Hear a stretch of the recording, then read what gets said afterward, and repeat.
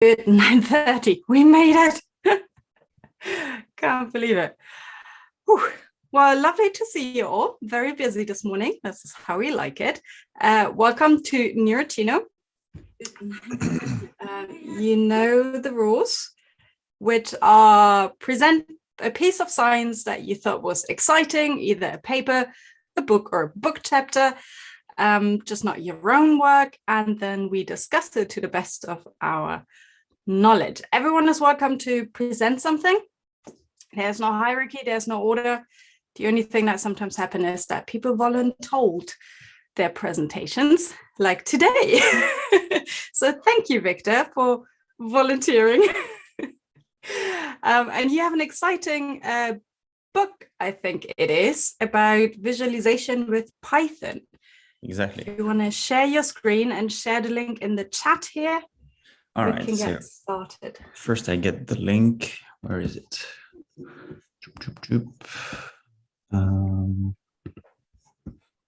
Nope. There it is. Up. And in the chat. And then for everyone else who's thinking about presenting, the way it works is you ideally tell me before so I can make sure no one else is preparing something for the same week, but just bring a paper you're interested in and off you go. This is great, Victor. If you could zoom in a little bit so it's full screen. Thing is, well, since it's a book, it will be vertically oriented, and so you won't see everything if I keep it too well. I could unzoom at some point. Dynamic presentation, Victor. Whoa. All right.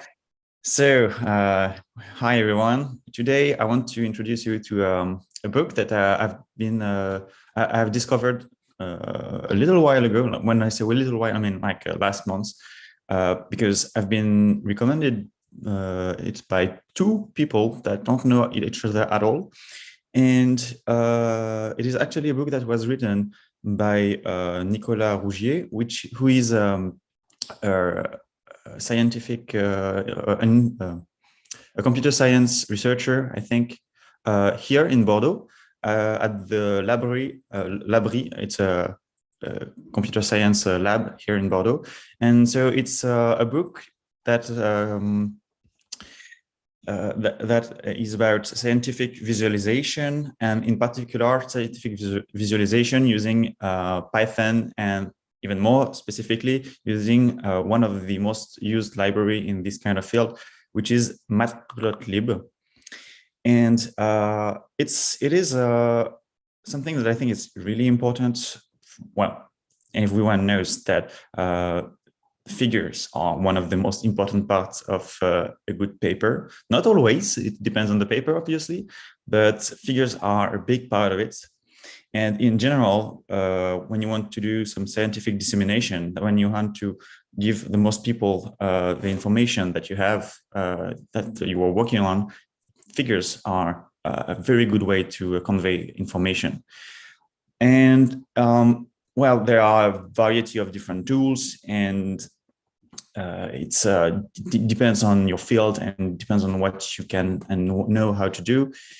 But nowadays, there is, at least in our field, there is more and more people using Python to compute, to do data processing, and to use the data they have and to present it.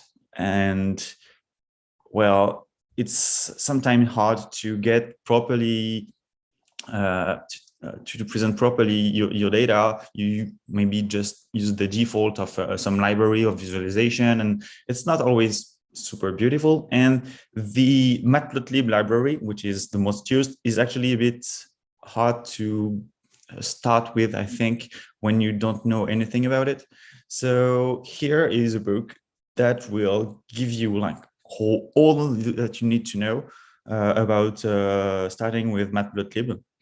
And I find it really interesting because it's well written, actually, and it goes about all kind of details and well organized and examples and stuff like that. So one first word about that also is that you will need to know Python. That is, I know that it's not everyone here do use Python, so it's too bad for them. But it's a requirement here. Not you won't need to be like super programmer coding in Python and everything. Just the basics at least, but still. And so blah blah blah. Here we start. Well, it starts with an introduction, like classical things about the different type of visualization that you have and that are interacting with each other in Python. But Matplotlib is one of the biggest center of visualization here. A bit of introduction and starting with some nice figures. But what I wanted to show is that a lot of white also here. So it really goes into details about the different parts of the figures. Like, so I'll do just a quick rundown of the book chapter by chapter. And if I'm too long, we can stop at some point. But just to give you a brief overview of everything that is inside of the book, so that you can have like a good understanding of if you want to read the book or not, if it's for you or not. So first, it starts with the anatomy of a figure, with every kind of, well, it starts with the definition, basically, with what is what in the figure, so that everyone can understand what we're talking about, and the different elements that are inside. And this is actually which is something that is really important when you start, because there is a lot of things that you don't really understand when you start with Matplotlib, like what is the difference between what they call a figure, axis, and different things like that. You have an inkling of what it is because you know exactly what it means usually, but then there is how it's used in Matplotlib exactly, and that is not as straightforward sometimes. And so it goes really with the basics on how to start and the fact that you can plot different things. Well, the things are plotted on top of each other, and this is something that is actually quite neat when you think about it, because it can seem a bit simplistic here. It's like you're not building something from different things on the same level. You are stacking things, and that allows for actually quite some quite neat results. You can add transparency so that you can see both things at the same time. But afterward, we'll see that it can allow for a lot of composite renderings with different plots inside of different plots, and that's pretty neat. Explaining the differences between the raster rendering, which is pixel based, and the vector rendering, which is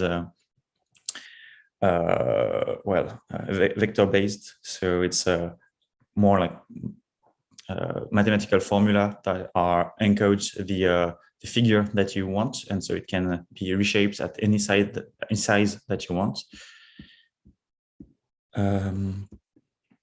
So let's go the dimensions. So here it's all about the different part of the figure, the different thing that you need to know. And all right, so here we start with also already some quite nice visualization. Oops, sorry.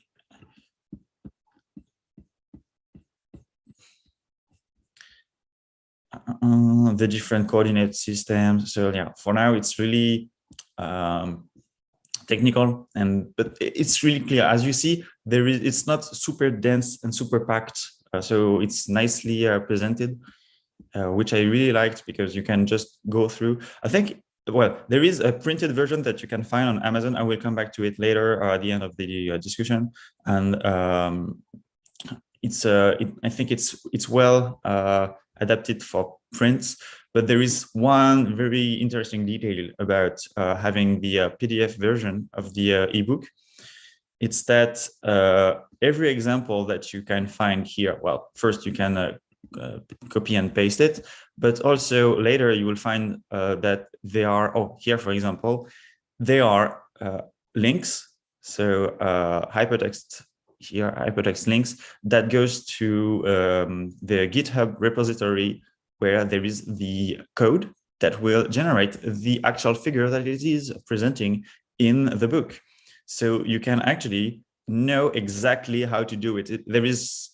Everything is open, so everything is available for you to learn by example and to train yourself. There is even a bit later different exercise that you can do to learn how to do a specific kind of representation. So I think we'll get to it quite soon anyway.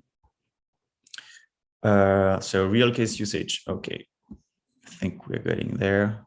So yeah, here we're starting with some kind of thing that start to look quite good when you can do some composite images, and knowing how to do it properly in Python is something that you would not be able to do it accurately if you do it by hand using any kind of other type of visualization tool like I don't know if PowerPoint if you want, but of the kind of thing like in Adobe or like Illustrator or some other things. Here you can actually use your formula to have a proper scientifically accurate representation of your data and do something that is really nice looking.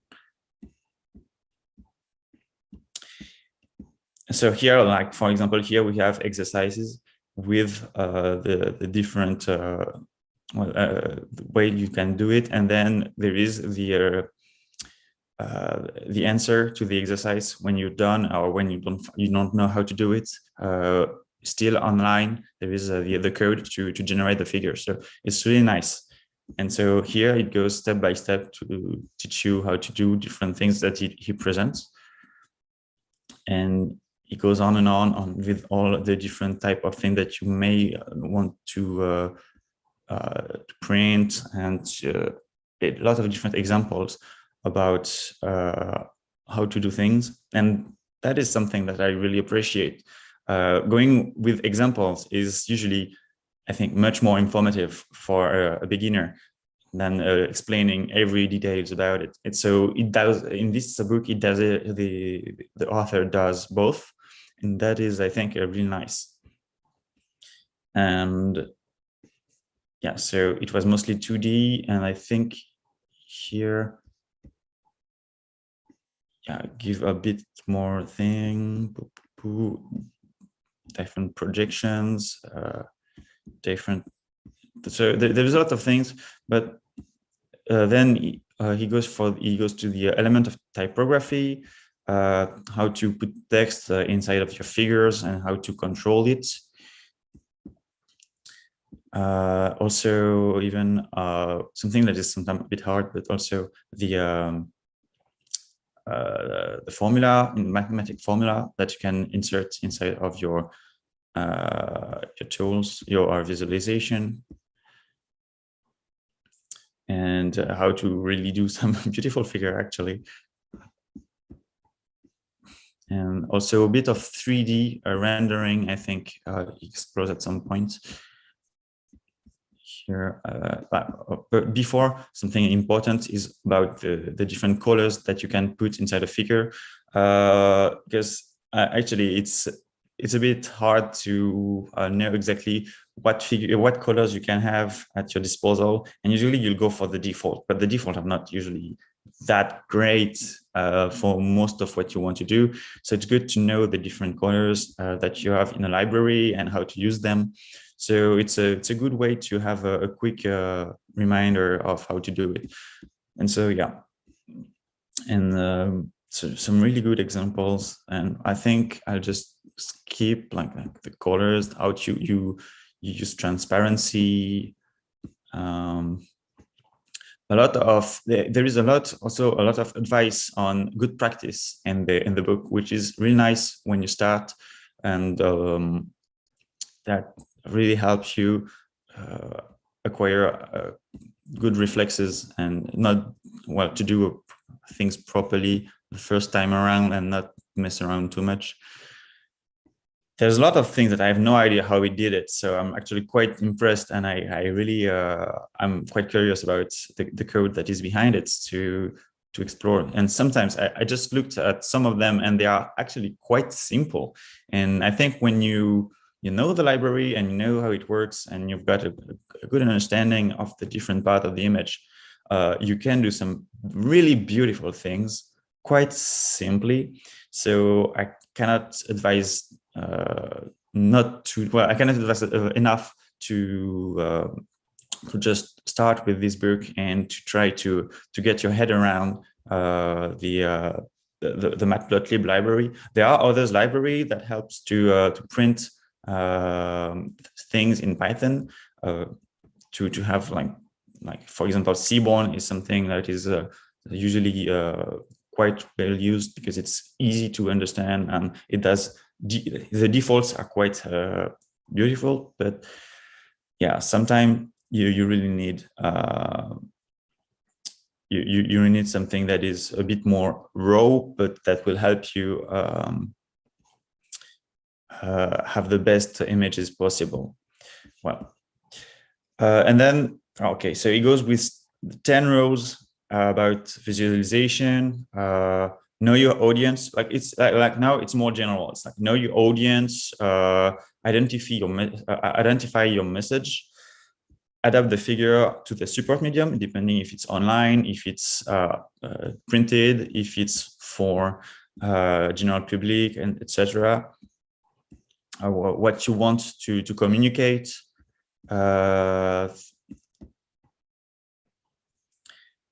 So captions are not optional, sure.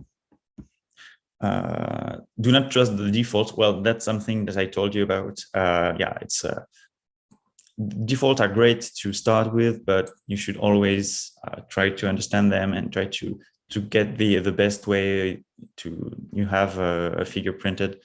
So you have to tinker a bit. Use the color efficiently. Do not mislead the reader. Well, avoid chart junk. Well, lots of things. I won't go into details with everything.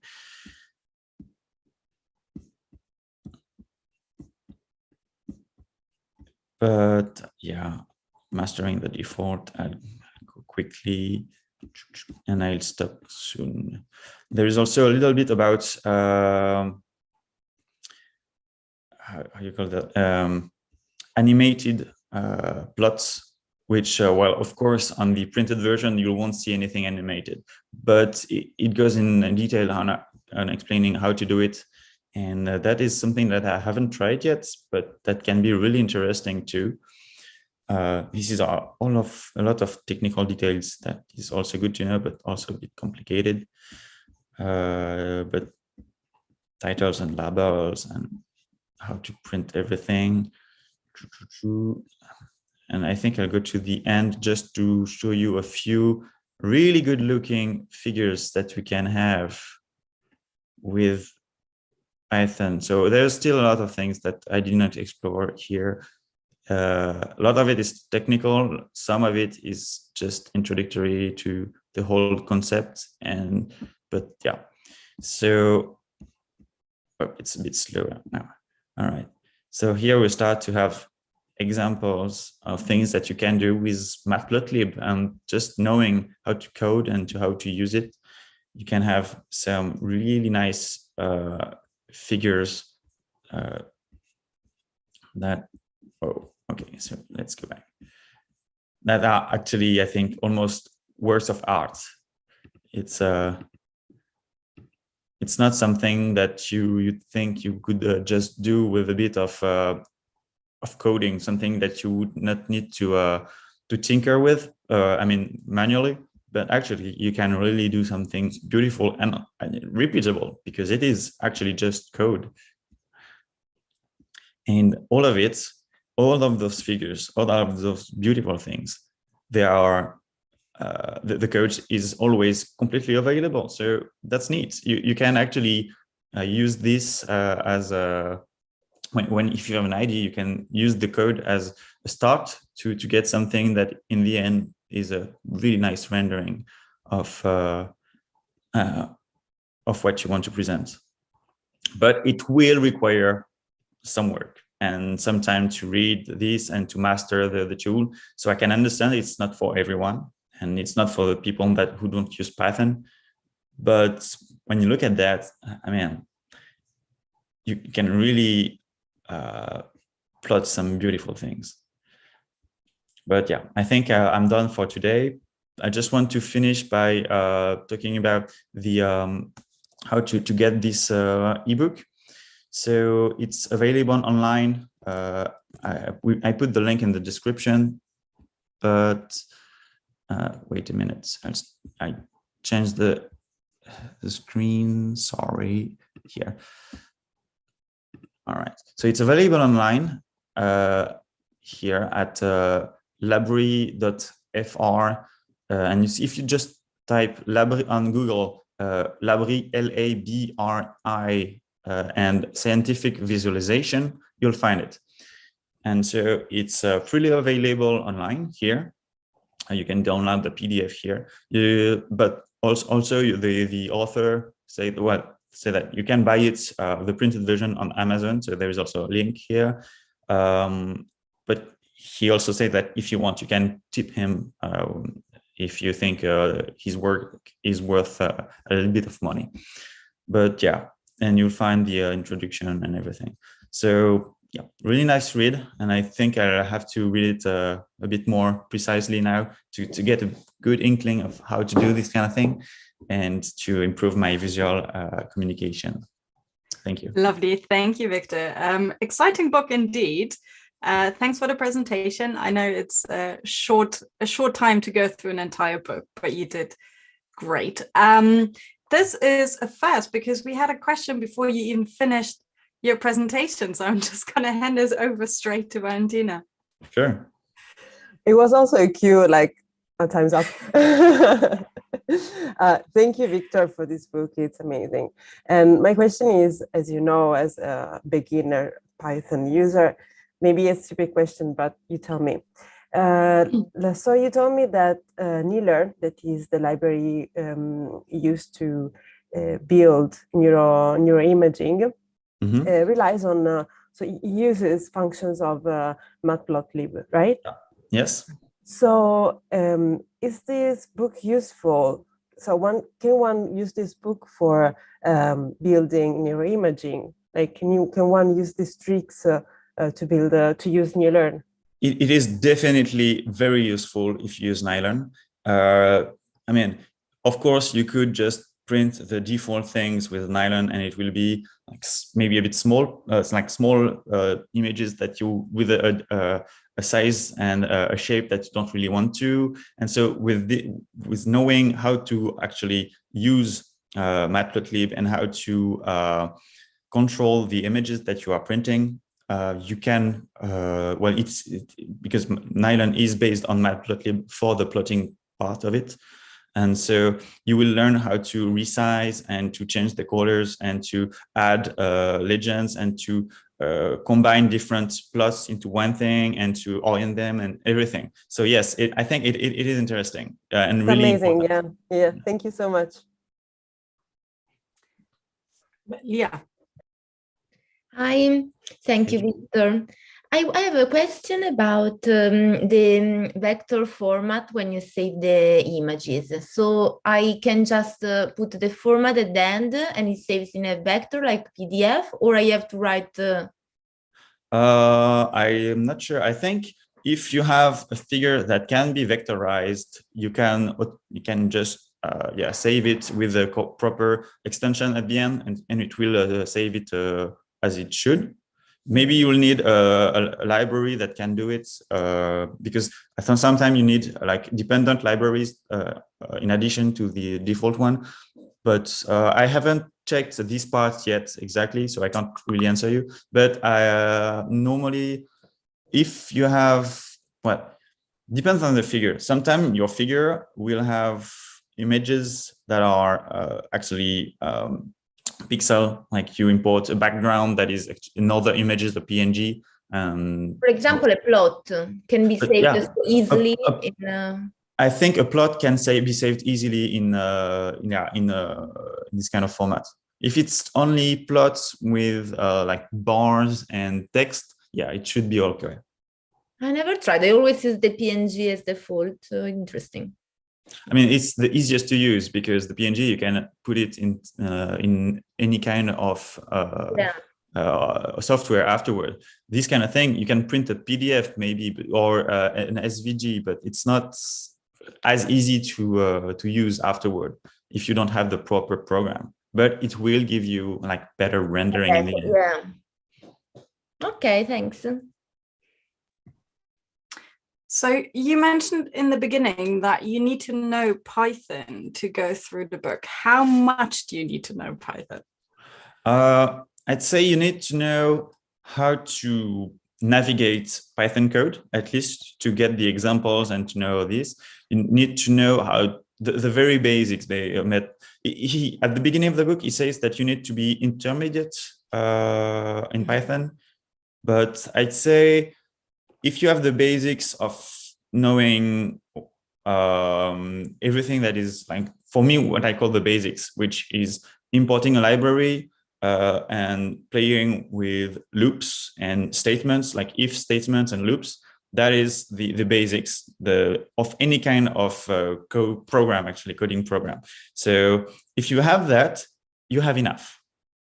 It's so you still need, I mean, you don't even need to be an actual Python programmer. If you know how to like algorithmics and you've used another type of a program like coding language, like for example R or Matlab or this kind of scientific programming language, it will be quite fast, I think, to get used to the syntax here. And yeah, it's you still need to know how Python works, but not that much. Such a you statement, playing with loops. You're the only one I know who plays with loops. Everyone else uses them. Patrick, you have a question as well. So touching on that, first of all, thanks a lot. This is a great resource, Victor. But touching on this aspect of like some of us may be beginners or viewers might just try to start out Python or don't even know a lot of Python. Do you have a great like website or tool where people can learn Python from, like an interactive teaching device or something like that you'd like to share too? I don't know. Because I learned Python a bit from here and there. I did not learn it at school. I learned it in the lab, and mostly I went through. I mean, there is always an open classroom that gave some introductory course to Python. And what did I use? I think someone gave me an ebook, but I don't think it's free, about learning to use Python and this kind of thing. But yeah, I don't have a specific, sorry, but I don't have a specific thing in mind here for learning Python. I'm sure there's tons of them on the internet, but I can't recommend one specifically. Sorry. I think Etienne found one, sololearn.com, which I didn't know about. Or there's another one, moog.org. So I think it would be good to make sure if we put this into our YouTube comments in the end, so people can actually get that. Because already done. Awesome. I expected nothing less from you, Steffi. Thanks a lot, guys. There's also, if I may jump in, there's also very good courses on LinkedIn Learning, which some universities have subscribed to. Thank you, Leah. It's just sharing a link to it. And then there's also like classical programs like Coursera and all of them, Code Academy. Like there's multiple platforms out there that offer the opportunity to learn Python from scratch, basically. And then if you're very, very lucky, you can ask colleagues who are very good if they want to tutor you in a one-to-one session, which is the best ever, Victor. I know. Right. Well, thanks for this. I love it. Methods Monday. That is a new one. I'm very sorry, but I have to rush and give a lecture now. So I have to kick you all out of Zoom. But thank you so much for being here today. Thanks for presenting the book. That was fantastic. Thank you for your questions, all the input. I copied all the links over on YouTube, so we should have them forever. And then I guess remains to say, have fun learning Python and visualizations and improve your papers by having really fancy figures that everyone is like, wow, how did you do that? Have an exciting week in science, and I see you next Monday. Bye. Bye-bye. Bye.